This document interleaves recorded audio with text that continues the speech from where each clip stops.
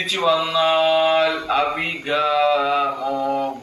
അത് കാണാനുള്ള കണ്ണട കോമാൾ. ഇതേത് മരുന്നാണ് എടോ? എന്ത് എന്ത് വരുന്നാണ് പറയുന്നത്? എനിക്കൊന്ന് തലയിലൊന്നും തീട്ടാണോ തലയിൽ? ഇനി കമ്പനി തിരിച്ചു വരുന്ന അതൊക്കെ വേറെ എവിടെയും പോയി പറയടോ. വെള്ളാണോ നീ? കഞ്ചാവാണോ? അയ്യയ്യ, അത് ശരി. പക്ഷെ മയില് നീ ആണല്ലോ മയില് ഇങ്ങനെ ഈ ഹയത്തിനെ താങ്ങി നടക്കുന്നത്. നീ ഹയറിച്ചിലാണ്. നീ എന്തിനാണ് മയിലെ ഇങ്ങനെ താങ്ങി നടക്കുന്നത്? അനുഭവിക്കാനില്ല കേട്ടാ നിന്റെ ഈ പ്രാക്കിലും. നമ്മള് എല്ലാ വീഡിയോയിലും പറയാൻ എനിക്ക് ബോറടിയാണ് കേട്ടാ. എനിക്ക് പ്രാക്കിലും ദൈവത്തിലും അതൊക്കെ നമുക്ക് ഇതാണ്. ഇതിൽ നിന്ന് പൊഴിഞ്ഞു പോകുന്ന ഓരോ മുടി പോലെയാണ് നമുക്ക് ഈ പ്രാക്ക്, ദൈവം, അങ്ങനെയുള്ള മൈലുകളെല്ലാം. ഓക്കെ, മുടിയൊക്കെ ഫുള്ള് പോയി. മുടിയൊക്കെ ഇനിയിപ്പോ എപ്പോഴാണ് മൊട്ടയാവുന്നത് മറ്റേ പറയാനല്ലോ. മുടിയൊക്കെ ഫുൾ പോയി. കഥയുണ്ട്, ബുദ്ധനുമായി ബന്ധപ്പെടുത്തി എഴുതിയിരിക്കുന്നതാണ്. പക്ഷേ ആക്ച്വലി അത് നടന്നിട്ടൊന്നുമില്ല. കുട്ടികൾക്ക് ഗുണപാഠം കൊടുക്കാൻ വേണ്ടിയിട്ട് ബാലരമയിലോ എവിടെ വന്നിട്ടുള്ള കഥയാണ്, നടന്നിട്ടില്ല. അതിന് യാതൊരു ആധാരമില്ല. ഒരു ഗുണപാഠ കഥ മാത്രമേ ഉള്ളൂ. ബുദ്ധൻ കുറച്ച് ആൾക്കാരുമായിട്ട്, നാട്ടുകാരുമായിട്ട് ഇങ്ങനെ ഇരിക്കുമ്പോഴേക്കും, നാട്ടുകൂട്ടം പോലെ എന്തോന്ന് അങ്ങനെ ഇരിക്കുമ്പോഴേക്കും അതിലൊരാള് കടുത്ത ശ്രീരാമ ഭക്തനാണ്.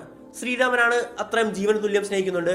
അപ്പോൾ അദ്ദേഹം ശ്രീപുത്രനോട് ചോദിക്കും, ഞാൻ ശ്രീരാമനെ വിശ്വസിക്കുന്ന ആളാണ്, യഥാർത്ഥത്തിൽ ശ്രീരാമൻ ഉണ്ടോ ഇല്ലയോ, ദൈവമുണ്ടോ ഇല്ലയോ എന്നൊക്കെയുള്ള കാര്യങ്ങൾ ചോദിക്കും. സാധാരണ ബുദ്ധനോടൊരു കാര്യം ചോദിക്കുമ്പോൾ അദ്ദേഹം വളരെ ഫിലോസഫിക്കലായിട്ട് പെട്ടെന്ന് മനസ്സിലാകാത്ത തരത്തിലൊക്കെയാണല്ലോ പറയുന്നത്.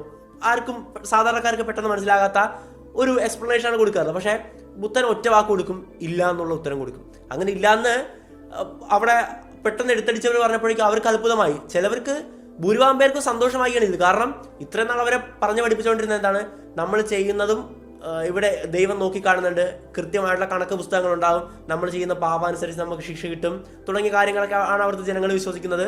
പിന്നെ മറ്റുള്ളവരെ കൊള്ളയടിക്കരുത്, ഉപദ്രവിക്കരുത്, ദൈവകോപം ഉണ്ടാകും എന്നൊക്കെ വിശ്വസിച്ചിരുന്നവർക്ക് ഇതൊരു നല്ലൊരു കാര്യമായി. അതായത് അങ്ങനെ ആരും കൺട്രോൾ ചെയ്യാൻ ദൈവമൊന്നും ഇല്ലെങ്കിൽ പിന്നെ ഇതൊക്കെ ചെയ്താൽ എന്താ, നമ്മളിതൊന്നും നോക്കണ്ട എന്നുള്ള തരത്തിൽ അവർ ചിന്തിക്കാൻ തുടങ്ങിയാണ്. ഒരു കൂട്ടം ആൾക്കാർ നേരെ പോയത് അടുത്തുള്ള ക്ഷേത്രത്തിലേക്കാണ്. അവിടെ പോയിട്ട് ശ്രീരാമന്റെ ക്ഷേത്രമൊക്കെ നശിപ്പിക്കാൻ ശ്രമിക്കുകയാണ്. അപ്പോൾ എന്നാലും അവർക്കൊരു ഭയം, അതായത് എങ്ങാനും ദൈവം ഉണ്ടോ ഇല്ലയോ ഒന്നുകൂടെ ചോദിച്ചേക്കാന്ന്.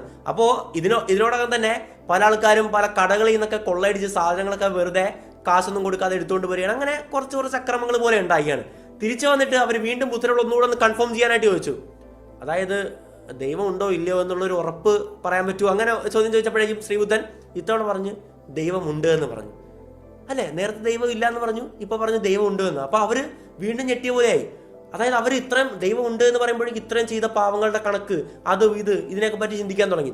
ഞാൻ പറഞ്ഞ പോലെ ഇതൊരു കഥയാണ് കേട്ടോ, ഒരു ഗുണപാഠ കഥയാണ്, നടന്നിട്ടുള്ള സംഭവമൊന്നും അല്ല, നമുക്കൊരു സംഭവം മനസ്സിലാക്കാനുള്ളതാണ്. അപ്പോൾ ഈ ഒരു കഥയിൽ നമ്മൾ പഠിക്കേണ്ട കാര്യമുണ്ട്. ഇവിടെ ദൈവവിശ്വാസം ഉള്ള കൊണ്ട് അവിടെ എന്താണ് സംഭവിച്ചത്, ഈ പറയുന്ന അക്രമങ്ങളും അതിക്രമങ്ങളൊക്കെ നടക്കാതിരുന്നു എന്നൊരു പോയിന്റ് അവിടെ ഉണ്ടല്ലേ. ദൈവവിശ്വാസം, അതായത് പ്രത്യേകിച്ച് ആരും നമ്മളെ കൺട്രോൾ ചെയ്യാനില്ല, ഒന്നും സംഭവിക്കുന്നില്ല എന്നുള്ളൊരു തിരിച്ചറിവിലേക്ക് വന്നപ്പോഴേക്കും ആൾക്കാർ അക്രമങ്ങൾ അഴിച്ചുവിടാൻ തുടങ്ങി, അല്ലെങ്കിൽ ആ ഒരു തരത്തിലേക്ക് കാര്യങ്ങൾ മാറി.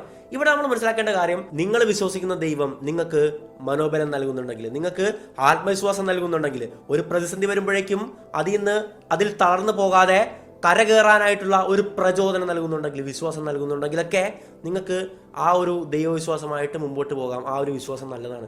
മറിച്ച് നിങ്ങളുടെ ദൈവം പറയുന്നത് മറ്റു മതക്കാരെ സ്നേഹിക്കരുത്, മറ്റു മതത്തിൽപ്പെട്ടവർ നമ്മുടെ ശത്രുക്കളാണ്, അവരെ കൊല്ലണം, നമ്മുടെ മതത്തിൽ നിന്ന് ഒരാൾ പുറത്തു പോയി കഴിഞ്ഞാൽ, നമ്മുടെ മതം വിട്ടു കഴിഞ്ഞാൽ അവൻ നമ്മുടെ കൂട്ടത്തിൽപ്പെടുന്ന ആളല്ല, അവനെ കൊല്ലണം എന്നൊക്കെയാണ് നിങ്ങളുടെ ദൈവം നിങ്ങളെ പഠിപ്പിക്കുന്നുണ്ടെങ്കിൽ ആ വിശ്വാസം അപകടമാണ്. എല്ലാവരെയും, അതായത് ലോകാസമസ്ത സുഖിനോ ഭവന്തു എന്ന് പറയുന്ന പോലെ തന്നെ എല്ലാവരെയും, സർവ്വചരാചരങ്ങളെയും സ്നേഹിക്കാൻ പഠിക്കണം. ആ സ്നേഹമാണ് യഥാർത്ഥ ദൈവം. അതിനപ്പുറത്തേക്ക് ഒരു ദൈവവും ഇല്ല. മനുഷ്യനെ, മൃഗങ്ങളെ, നമുക്ക് ചുറ്റും കാണുന്ന ജീവികളെയൊക്കെ സ്നേഹിക്കാൻ പഠിക്കുക, അല്ലേ? അതിലടിസ്ഥാനപരമായിട്ട് നമ്മുടെ മനുഷ്യനെ തന്നെ, അതാണ്.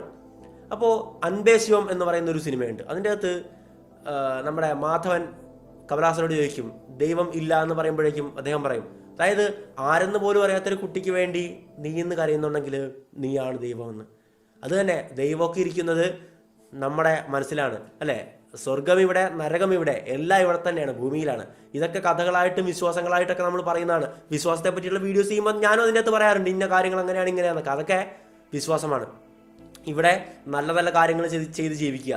ഞാൻ പറഞ്ഞ പോലെ നിങ്ങളുടെ വിശ്വാസം നിങ്ങളെ നല്ലത് ചെയ്യാൻ പ്രേരിപ്പിക്കുന്നുണ്ടെങ്കിൽ, എല്ലാ മനുഷ്യരെയും സ്നേഹിക്കാൻ പ്രേരിപ്പിക്കുന്നുണ്ടെങ്കിൽ, ഒരുത്തൻ നമ്മുടെ മതത്തിൽ നിന്നും പുറത്തു പോയി കഴിഞ്ഞാൽ അവനെ ശത്രുവായിട്ട് കാണരുത് എന്ന് പറയുന്ന മതവും ദൈവമാണെങ്കിൽ, ഞങ്ങളുടെ മതത്തിൽപ്പെട്ട ഒരാൾ മറ്റു മതത്തിൽപ്പെട്ട ഒരാളെ കല്യാണം കഴിച്ചു കഴിഞ്ഞാൽ അവൻ പുറത്തു പോയി അല്ലെങ്കിൽ അവനെ അന്യനായിട്ട് കാണണമെന്ന് പറഞ്ഞു തരാത്ത മതമാണെങ്കിൽ, എല്ലാവരെയും ഒരുപോലെ സ്നേഹിക്കണം എന്ന് പറയുന്ന ഒരു മതമാണെങ്കിൽ, അയൽവക്കക്കാരന് അവൻ പട്ടിണി കിടക്കുവാണെങ്കിൽ അവൻ്റെ വീട്ടിൽ ഭക്ഷണം എത്തിക്കാൻ പറയുന്ന മതത്തിന്, ഇതിനെല്ലാം നിങ്ങൾക്ക് ധൈര്യമായിട്ട് വിശ്വസിക്കാം. ആ ഒരു ദൈവവിശ്വാസമായിട്ട് മുമ്പോട്ട് കൊണ്ടുപോകാം. അപ്പോൾ കുറച്ച് റാൻഡം തോട്ട്സ് ആയിരുന്നു ഈ ഒരു വീഡിയോ.